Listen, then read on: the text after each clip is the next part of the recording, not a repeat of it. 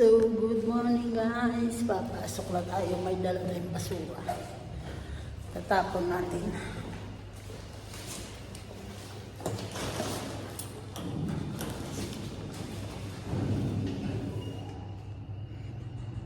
Alauna yung pasok natin. Kaya medyo tanghali na tayo. So,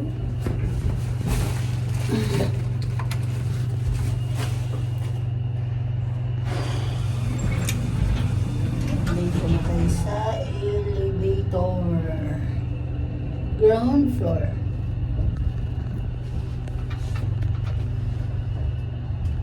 Yan. Medyo mainit siguro ngayon. Ay, napakainit. Pero, carry bags lang yan guys. Medyo mainit nga. Tatapon muna natin yung basura.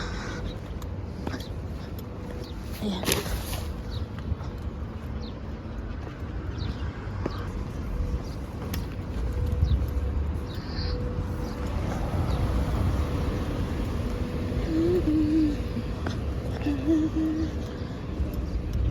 Sobrang init.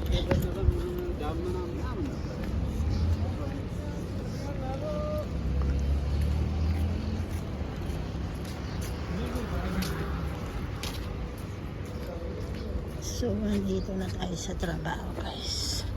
So, pagdating ko sa salon, guys, ginawa ko dyan, naglinis na lang ako ng mga cutex, pinunasan ko kasi minsan may mga nag-aapaw yung kinagamit ba na hindi mapupunasan. After nyan, tapos may biglang dumating ang customer dyan, guys. Hindi ko na siya binidyo kasi bawal.